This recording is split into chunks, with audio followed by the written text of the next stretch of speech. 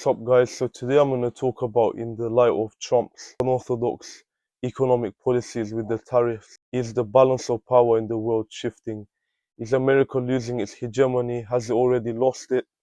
And just my thoughts on all of this. America has lost its hegemony, although I think that it is the most influential power or superpower, you could say. I think that that power is slowly fading away, or maybe now it has been slowly fading away, and Trump being in office has exacerbated it.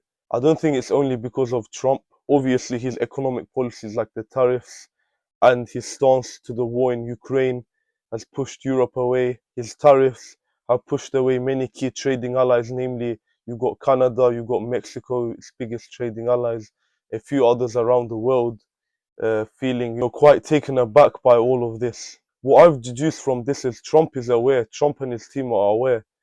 Perhaps, firstly, they're trying to play the long game and not trying to be phased by any short-term market fluctuations or, impacts on the economy. But also, Trump is more concerned with political capital rather than, economic prowess. In terms of this idea of political capital, Trump and his team probably realizes that they are losing the hegemony around the world. China is becoming ever more powerful economically, militarily, and influentially. In terms of the world's major trading partners, if you look at this chart that I've put on now, China is dominant, especially in places where the US was the main trading partner. China has gone there and overtook them. Even the United States, you could say, in trade is dependent on China. And this will probably be one of the reasons for the downfall of American hegemony. Now, I think that another reason why is America's unwavering support for Israel. I don't want to get too caught up getting into the specifics of this because there's so much to say as to why the United States' unwavering support for Israel, or the fact that it is unwavering for any country, even if it is the best country in the world. You have to call out a country's flaws. You can't just give them unwavering support, especially when they're being criticized as doing genocidal policies. The third reason is I touched upon near the start of my introduction, kind of linked with Trump, is militarily, the way geopolitics is now around the world. I mean, you've got the Ukraine war. This also links to what's happening in Israel to an extent, because obviously the war with Hamas that Israel have. But Ukraine mainly because United States is being distanced from its European allies now. And at times in history, actually, before the US became truly dominant, it did pursue an isolationist policy. Now Trump is, taking it to another level because we've got close-knit relationships already in place with a military alliance like NATO, which was designed initially to stop Russian expansion and to help America and its European allies. However, now Trump's threatening to leave NATO when the US is, at the forefront of it, which, really doesn't make any sense because America is going to shot itself in the foot with this. This also links to China a lot as well, because although Russia is arguably, along with America, the top two militaries in the world, China is slowly increasing in that element as well, because economically they are so close to America, militarily they can also be quite soon. China bringing some people into a future prospective military alliance, maybe even China, can bring the balance of power in favor of them.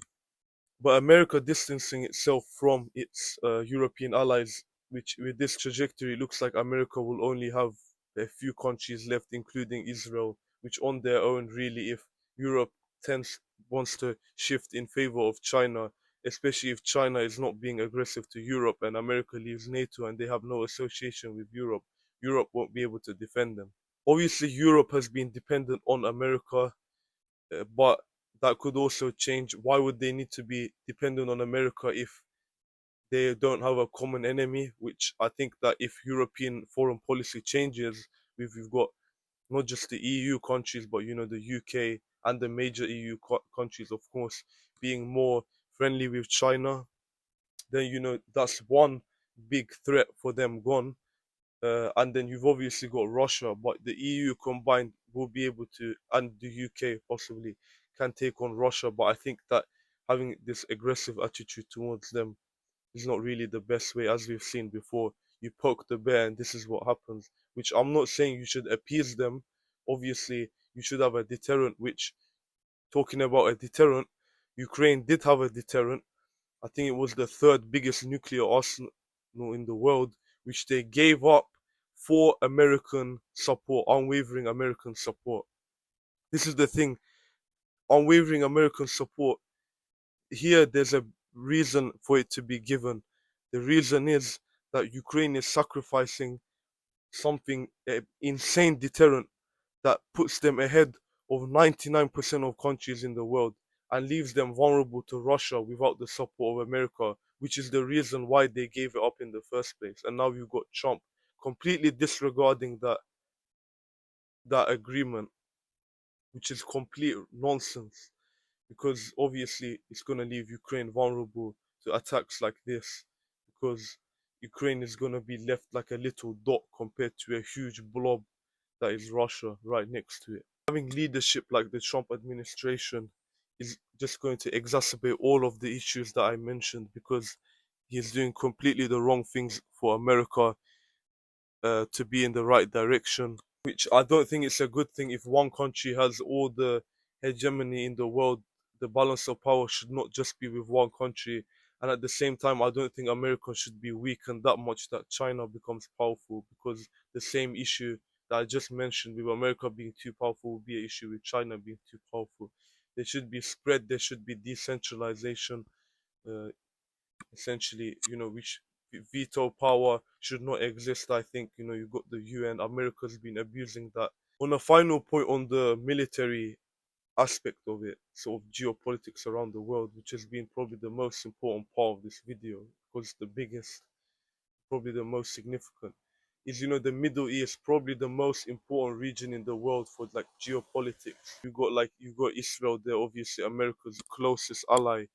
Um, You've got Turkey, who's got so much potential to be not just a regional power, but top economy, top military. I mean, historically has been essentially the sole superpower of the world at times, superpower within that Middle East region. Uh, you know, at least before it was coined the sick man of Europe.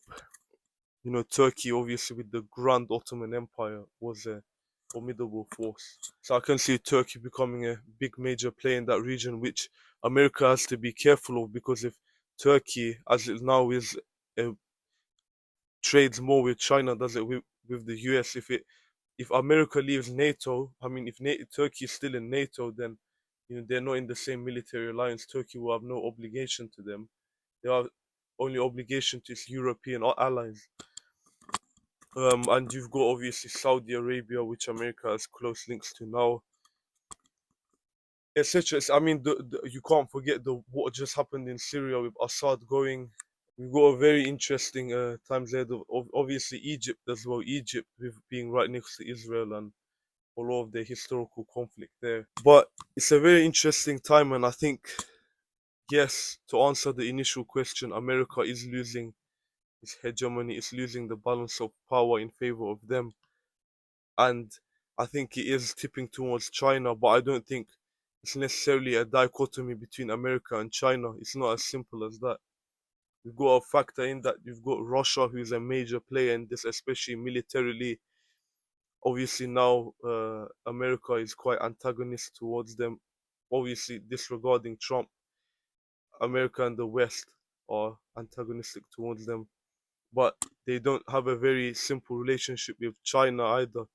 So it will be interesting to see how all of this is managed.